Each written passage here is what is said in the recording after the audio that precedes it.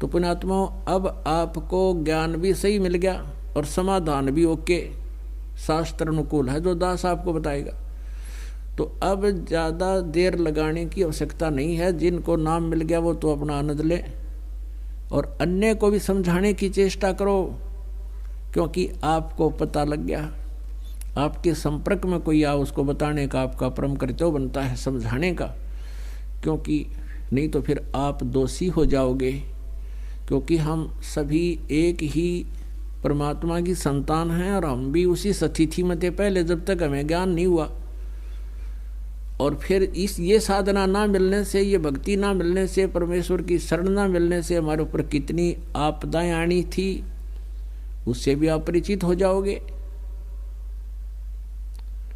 तो फिर आप सबको बताने की चेष्टा करो। को मानने ना मानने वो कोई बात नहीं, आपका कर्तव्य बना है एक बार उसको एक बार छेड़छाड़ जरूर करे, उसने समझाने की चेष्टा करे और भक्ति बताओ आप प्रेम से। चाहे वो आपको बुरा भी बोले, काली नहीं माने, आपका फर्ज पूरा हुआ, आपने उसको परमात्मा का संदेश व चिट्ठी दे दी। अब वो माने ना माने वो फिर खुद जिम्मेवार है। आगे जाके जब ये प्राणी यहाँ संसार छोड़ कर जाता है तो उस संसार छूटते उसका सारी बात याद आ जाती है, तू के उद्देश्य लेकर आया था संसार में और अब कर के रहा था। अब धर्मराज के यानी न्यायाधीश के पास जाकर तो उसको खड़ा कर दिया जाता है। अब न्यायाधीश पूछता है कि बोल भाई, देखा तेरी गठड़ी खोल, क्या कमा के लाया तू।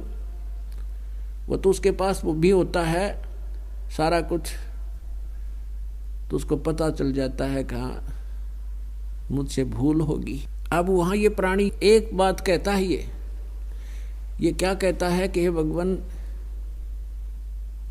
वहाँ जाके हमें भूल पड़गी। क्योंकि जब ये प्राणी संसार में आता है उससे पहले इसको सब जो है बता दिया जाता है कि तू पीछे भी बहुत जन्म बिगाड़ चुके हैं मनुष्य के, और अब क्या फिर तेरा दाव लगा है अपनी सत साधना करना, परम संत की खोज करना और शास्त्र अनुकूल साधना करके अपना जीवन सफल करना। तो ये यही सोच कर आता है, माँ के गर्भ में भी इसको याद रहती है, हे भगवान इनका गलती बनी सो बनी, आगे कभी गलती नहीं करूँगा, आपकी भक्ति करूँगा, एक बार मुझे इस गंध से निकाल दो, माँ के गर्भ से बाहर कर दो।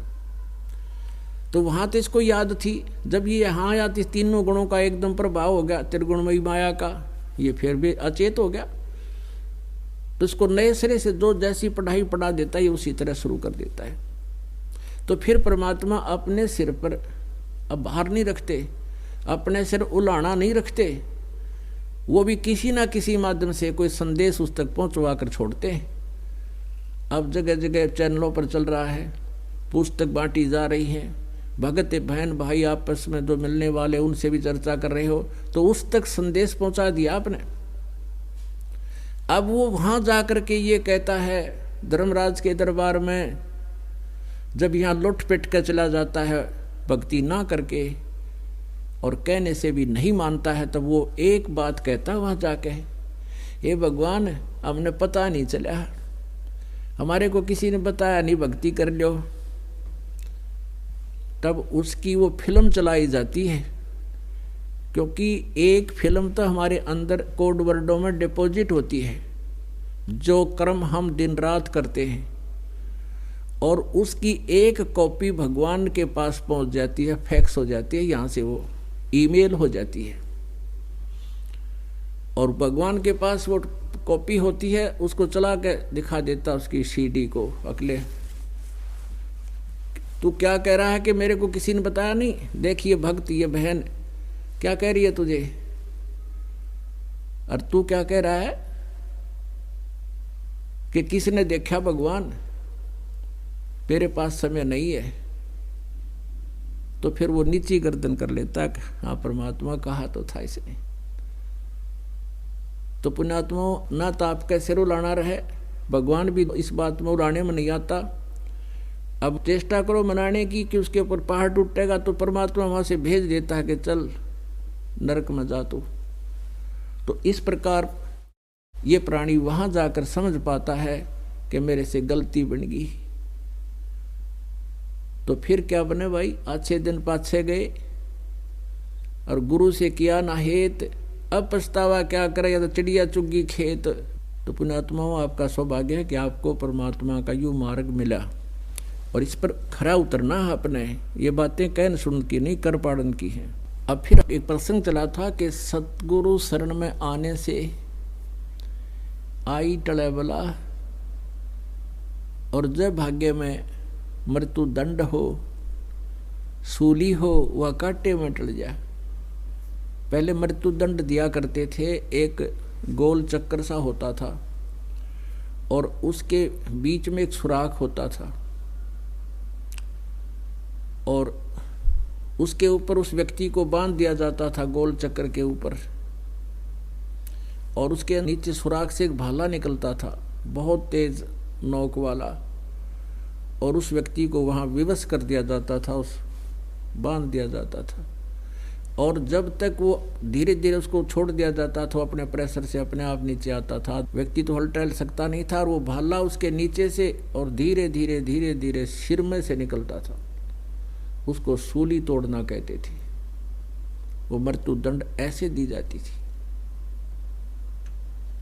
तो यहां परमात्मा कहते हैं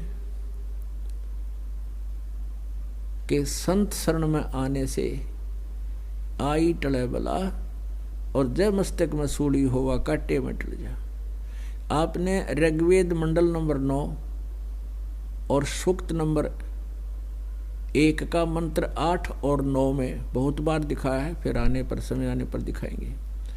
उसमें क्या लिखा है कि वो परम अक्षर ब्रह्म पूर्ण परमात्मा, ये वेद ज्ञान दाता भी वही है जिसने गीता ज्ञान दिया। ये ब्रह्म सरपुरुष है। तो सरपुरुष कह रहा है कि वो परमात्मा 3 प्रकार से शरीर धार करके लीला करता है, 3 प्रकार के शरीरों में लीला करता है।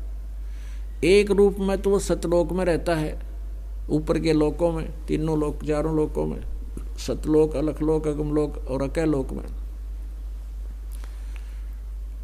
वहां तो उस परमात्मा के शरीर की इतनी शोभा है जैसे एक रोमकूप में करोड़ सूर्य मिला दे, करोड़ चंद्रमा, तो भी परमात्मा के एक रोमकूप की रोशनी अधिक है। और वो ट्रिपल रोल करता है, ट्रिपल। और दूसरे प्रकार का शरीर वो धारण करता है जैसे प्रत्येक युग में एक नवजात शिशु का रूप धारण करके, और उसका विधान है कि वो सरोवर के ऊपर वहां पर आकर के प्रकट होता है कमल के फूल पे, और वहाँ से कोई निसंतान जो पहले से संस्कारी होते हैं, जिन अच्छी आत्माओं को परमात्मा आके मिलता है, जैसा ऋग्वेद मंडल नंबर 9 सूक्त नंबर 86 के मंत्र 26-27 में, ऋग्वेद मंडल नंबर 9 सूक्त नंबर 82 के मंत्र 1, 2, 3 में, और भी अनेक स्थानों पर यही प्रमाण दिया है कि वो परमात्मा गति करके आता, सतलोक से चल कर आता है, और वहाँ से चलकर यहाँ अच्छी आत्माओं को प्राप्त होता है। तो उन अच्छी आत्माओं को मिलता है कमल के फूल शिशु रूप धारण करके, छोटे बालक का, नवजात शिशु का। और फिर वो धीरे धीरे जब बड़ा होता है तो फिर उसी छोटे ही समय से, यानी जब पैरों चलन लग जाता है उसी समय से वो बोलना शुरू कर देता है और अपने ज्ञान का प्रचार शुरू कर देता है। ये तो उसकी दूसरी सतीथि हुई लीला करने की, यानी डबल रोल। अब ट्रिपल रोल कौन सा है कि वो परमात्मा कहीं भी कभी किसी साधु संत के रूप में प्रकट होकर और कुछ समय अतिथि की तरह रुकता है। ये दोनों सतिथि जो सेकंड और थर्ड टाइप की हैं, ये अतिथि रूप की ही होती है उनकी। कुछ समय आते हैं यहाँ पर,